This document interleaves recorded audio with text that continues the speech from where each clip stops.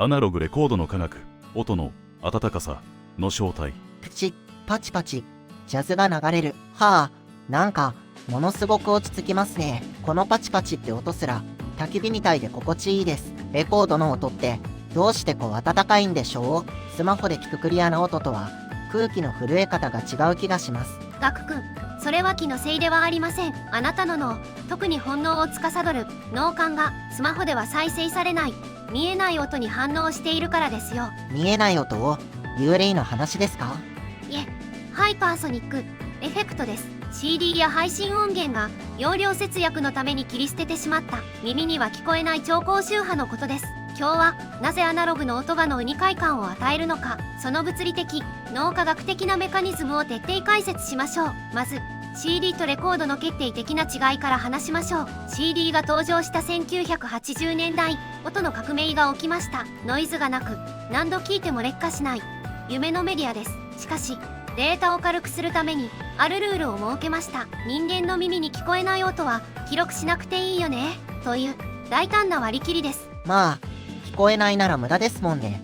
容量の節約になるし。人間の過聴域は一般的に 20Hz から 20,000Hz までです。だから CD は 20,000Hz 以上の音をバッサリとカットしています。これをローパスフィルターと言います。一方レコードは溝に音の波形をそのまま刻みます。デジタルの波形は拡大するとカクカクした階段状ですが、アナログの波形は滑らかな坂道です。デジタルを聞くとき、脳は無意識にこの階段を補正して滑らかに感じようと微細な計算を行っていると言われます。だから長時間聞くと、なんとなく疲れてしまうんですね。物理的な振動であるレコードには上限の制限がありません。再生環境によっては5万ヘルツや10万ヘルツといった超音波まで再生されていることがあるのです。10万ヘルツ？コウモリかイルカの世界じゃないですか。人間には絶対聞こえませんよね。意味あるんですか？ここで重要なのが聞こえると感じるの違いです。日本の科学者大橋勉博士の研究が有名です。彼はインドネシアでガムラン音楽を聴いた時、現地で感じたトランス状態のような陶酔感が録音したテープでは全く再現できないことに気づきました。そこで徹底的に周波数を分析した結果、ガムランには10万ヘルツを超える成分が含まれていたのです。そして実験の結果、人間は耳では聞こえない超高周波を皮膚や体表面で感知しているかの右性が示されました。肌で音を聞いてるんですか？正確には微細な振動を神経が感じ取っています。過聴域の音と超高周波を同時に浴びせると、脳の深層部にある脳幹や視床下部の血流が増加しました。ここは自律神経やホルモンバランスを司る生命の司令塔です。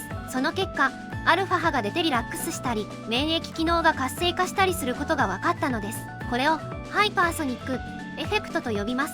耳では聞こえてないのに脳は気持ちいいって喜んでるんだ。逆に超高周波をカットした CD 音源だけを聞かせてもこの脳の活性化は起こりませんでした。つまり私たちは全身で音楽を浴びることで初めて本当の感動を得られるようにできているのです。自然界の音を考えてみてください。熱帯雨林の虫の声や小川のせせらぎには超高周波が豊富に含まれています。人類は何百万年もそういう音のシャワーの中で進化してきました。 DNA レベルで超高周波を求めているのかもしれませんね。都会のコンクリートジャングルや圧縮されたデジタル音源は脳にとっては栄養失調の状態なのかもしれません。レコードを聴いて落ち着くと感じるのは脳が自然に帰ったと錯覚しているからなんですね。ここでレコードの溝の物理学についても触れておきましょう。一本の溝、一本の針でどうやって左右違おうとステレオを出しているか？言われてみれば謎ですね。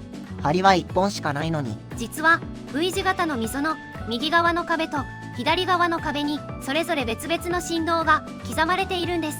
これを45方式と言います。針は溝の深さ方向と横方向の複雑な凸凹を同時になぞり、その微細な振動を電気信号に変えて左右のスピーカーに振り分けています。顕微鏡レベルの凄まじい物理運動が行われているんですね。このアナログな接触こそがデジタルにはない実在感を生むのです。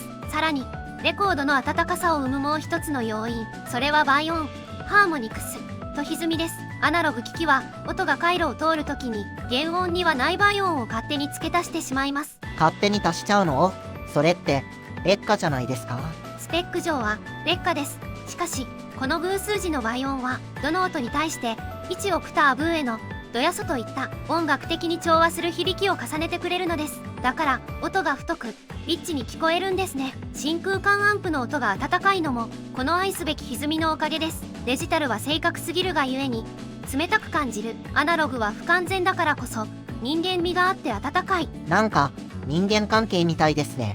欠点がある方が魅力的みたいな。また CD とレコードでは音作りマスタリングも違います。ラウドネスウォー音圧戦争という言葉を知っていますか？ CD は音圧を限界まで上げ波形が黒く塗りつぶされたのり状態にできます。音は大きくなりますがメリハリダイナミクスは失われます。しかしレコードは音圧を上げすぎると溝の振れ幅が大きくなりすぎて物理的に針が飛んでしまうんです。物理的な限界があるんですね。はい。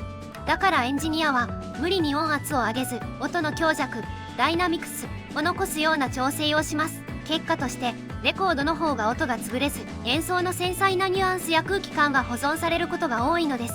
不便さが逆に音の豊かさを守っていたのか皮肉ですね。そしてレコードには儀式としての側面もあります。大きなジャケットからバンを取り出しクリーナーで拭き慎重に針を落とす。この手触りと手間が脳のスイッチを聞くモードに切り替えます。確かにスマホだとながら力しちゃうけどレコードだとじっくりスピーカーと向き合いたくなります。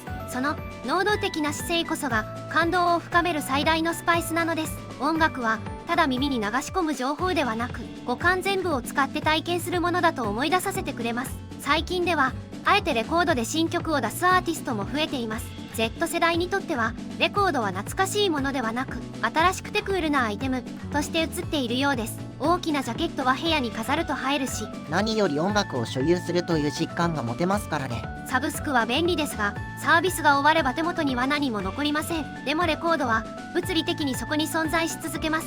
その確かさに今の若者は価値を見出しているのかもしれません。効率だけが全てじゃない。大切なことは手間の中に宿る。レコードはそんな人生の真理も教えてくれている気がします。今日はアナログレコードの音の秘密について解説しました。ハイパーソニックエフェクト覚えておいて損はないですよ。はい、今度の休日は全身で音を浴びにレコード屋に行ってみます。ジャケ買いして失敗するのも楽しみの一つですよね。いいですね。皮膚で感じる音楽楽しんできてください。皆さんはレコードの音を聞いたことはありますか？デジタルとの違いを感じたエピソードなどあればぜひコメント欄で教えてください。それではまた次回の動画でお会いしましょう。ご視聴ありがとうございました。